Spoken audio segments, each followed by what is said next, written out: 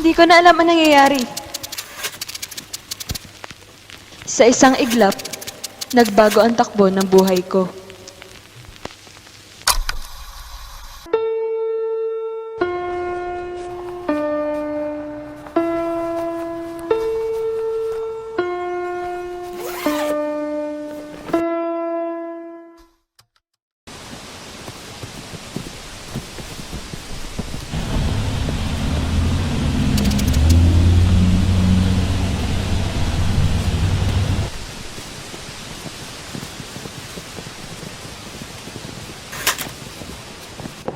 Ay, Nay. Sasabihin ko ako sa inyo. Aalis na po ako. Ako, anak. Mag-iingat ka lang. Tatawag ka lang. Anak, makikinig ka sa nanay mo. Oo po naman tayo. Tsaka nandun naman po si Karina at Bea. Hindi naman nila ako pababayan. O, sige. Mauna ka na. Mauli ka pa ata. Paalam po, Nay.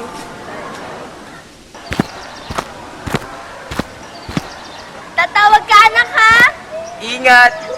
Ay, naku. Makayanan kaya niyan. Maynila, kuya. Mahal, pinalaki natin naman na maayos ang ating anak. Magtiwala ka lang sa kanya. Sana hindi na lang nila ako pinagkatiwalaan.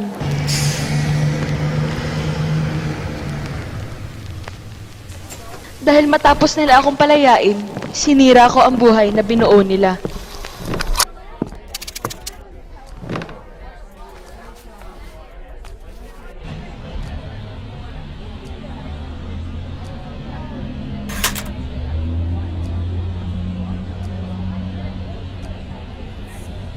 Hindi na makapagpukan. Ano? Pasensya ka na hindi namin sabi sa'yo, pero Ria, kailangan kasi namin hindi ko.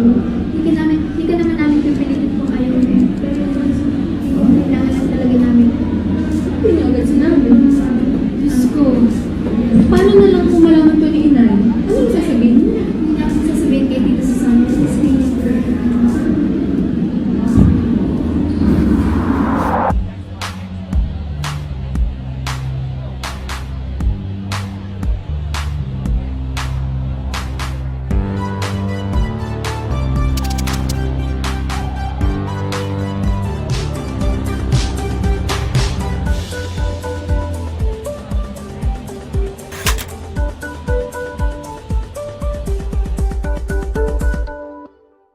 Pinagsisisihan ko na ang lahat.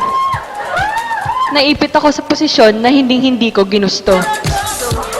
Pero wala na akong ibang magawa.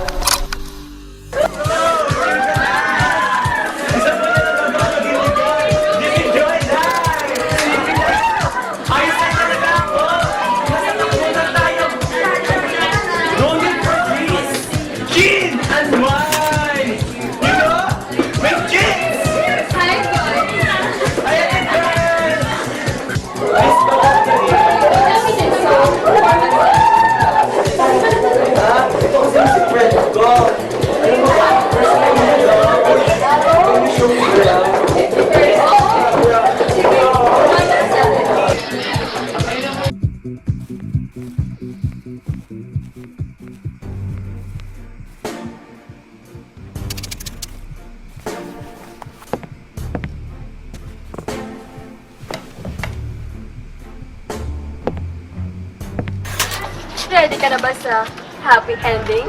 Miss, maganda ka pero hindi ikaw yung tipo ko. Ayos lang yan. Gusto mo ba tawagin ko si Alicia? Dahil baka... Miss, diretso na kita ha. Bakla ako. So, ano? Gusto mo na bang umalis? No! Hindi pwede. Ikaw pala nakakalam ng sekreto ko. Pag umalis agad tayo, baka malaman nilang... So, anong gusto mong gawin dito? Hi Miss, ako si Shin. Bakla ako. Hi, Shin. Ako si Ria. Bakbak ako. Funny. Wait. So, bakla ka nga. Bakit di ka nagdaladlad? Mahirap kasi. Lalo na sa sitwasyon ko. Mom ko, super religious. Actually, yung buong family ko, religious. And you know naman, Christians and gay don't go together. And don't get me wrong, I love my family.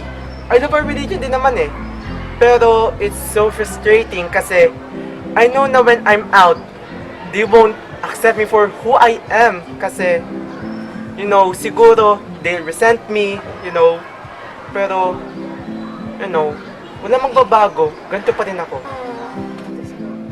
Sorry, Ria. Pinunto ko pa sa'yo yung mga problema ko. Ayos lang yan. Pero alam mo ba, mas maganda kung ilalabas mo yan nararamdaman mo. Lahat tayo kasi may problema. Nasa atin lang yan kung haharapin natin o pagtataguan natin yung problema mo. So, bakit di mo ginagamit yung advice mo? Bakit mo naman nasabi? Well, kung ginagamit mo yung advice mo, you should probably be working in a cheap bar in Bandia. Why should I tell you? If I'm being honest, because you need to. Okay, well, for starters, hindi talaga ako laki Maynila. Galing akong Cavite before, and pumunta ako sa city hoping na makahanap ng trabaho para sa pamilya ko. Alam mo naman siguro kung anong sunod. Hindi ko inaasahang ganito ang mangyayari sa akin. Unang-una, dancer lang dapat talaga ako. Wait, kailangan ba talaga malaman? Akala ko ba magiging open tayo? Sabi ko nga, na-rape ako. Ria, hindi ko alam. Please, huwag mo ako kaawaan. Huwag. Nag-aabang ako ng tricycle noon at doon ako napagkamalang.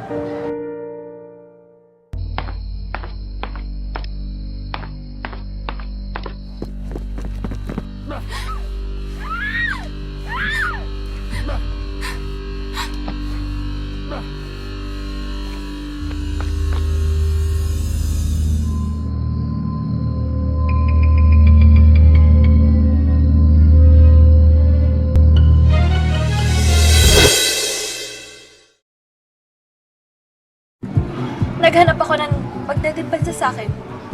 Walang tumanggap sa kaso ko. Walang naniwalang na-rape ako. Dancer daw kasi ako eh. Dapat alam kong kasama na yon sa pinili kong trabaho. Kung meron man maniwala sa akin, hindi pa rin nila tinanggap kasi hindi ako mananalo. Ria, hindi pa huli ang lahat. Kaya mo pa magbago. Ayoko na.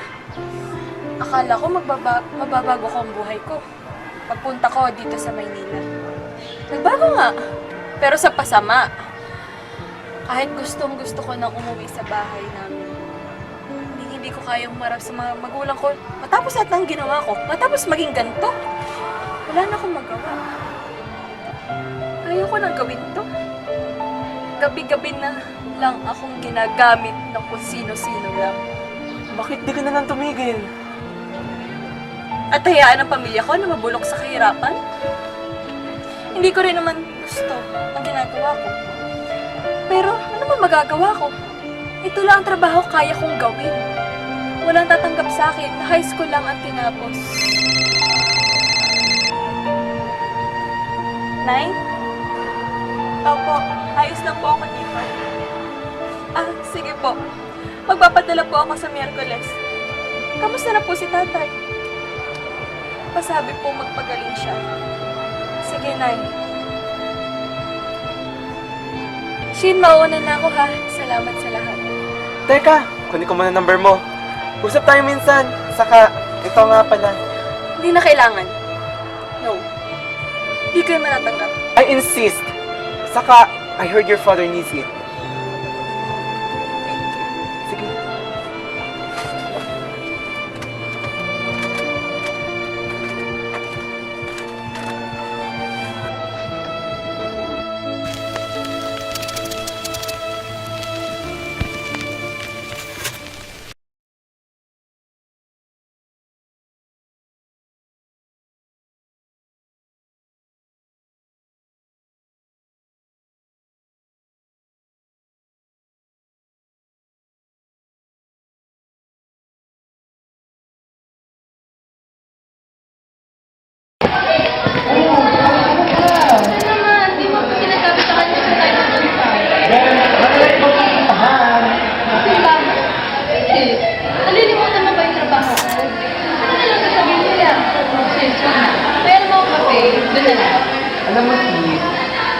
sa'yo, hindi ako pa dito. Tamakin mo na. Ang pangalan ko din. Uy, Dad! Diba ako kasama? Dad? Yes? Tia? Tita Tin! Uy, ano? Nakita kami sa isang restaurant. Ay! Start na tayo. Tara. Tara! So, bago tayo magsimula, may bago tayo member. Ito si Ria. Hi! Ria, handa ka na bang isuko ang sarili mo sa Diyos? Guys, simulan na natin! Magkakaroon ng oras na feeling natin wala na tayong magawa na parang hindi na nakikinig si God na wala na tayong malapitan. Pero tatandaan natin na andyan lagi si God. Kahit parang wala, andyan lang siya lagi. Kailangan lang natin siyang lapitan. Amen? Amen! Since bagong start na si Ria, ba't hindi siya mag-share ngayon? Ako? Wag na. Ria, pamilya na tayo rito.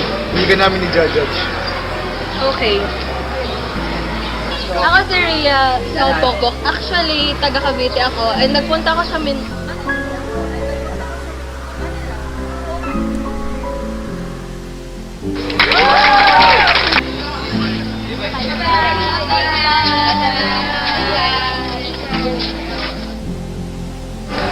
ba sabi ko sa'yo? Okay, ayos lang. Oo nga eh. Uuwi na ako ha. Salamat na marami. Ano ka pa mag-work ka pa? Late na rin. Sige, gawin na ako ha. Bahala ka na dyan ha. Sige, bye. Ria, saan ka dapat? Sa may bandiya lang. Bakit? Doon din ako eh. Sabay na tayo. Lord, salamat sa lahat. Salamat kasi pinakilala mo sa akin si Shin. Dahil sa kanya, na-realize ko na kaya ko pang magbago. Salamat kasi binigyan niyo ako ng pagkakataong magbagong buhay at bumalik muli sa'yo. Ang dami kong utang sa'yo, Lord. Ang daming tao na dinala mo sa buhay ko. Si Attorney Michelle na tinulungan ako sa kaso ko. Salamat, Lord, kasi finally, nahuli na rin yun ng rape sa akin. Salamat po, kasi doon ko na-realize na may mga taong maniniwala sa akin kasi biktima lang din ako. Salamat po kay Father BJ na nagbigay sa akin ng scholarship para makapag-aral ako at para tumigil na rin ako sa pagtatrabaho. I feel so grateful, Lord, na nagagawa ko na ulit yung mga bagay na hilig ko noong nasa probinsya pa ako. Uy, Teddy! Natagpo ka sa SK? Oo naman. Feeling ko kasi may kaya pa akong iambag sa bansa natin. Alam na, kahit minsan, baon na tayo sa hirap at sa sa buong bansa, meron pa rin tayong responsibilidad na ayusin ito at pangalagaan ang bansa natin. Kaya feeling ko, kaya ko to. Siya, imamoto kita! Birthday to you! Happy birthday to you! Happy birthday, happy birthday, happy birthday to you! Happy birthday to you! Uy, salamat sa inyo lahat ha. Saka, habang nandito kayo, may gusto lang akong sanang sabihin sa inyo na, alam nyo naman siguro na binabae ako. Sabi na eh. Masyadong matagal na sisi. Mom, sarang na namin yan. Ayos lang yan! Tanggap ka namin. Okay lang yan. Tanggap ka namin.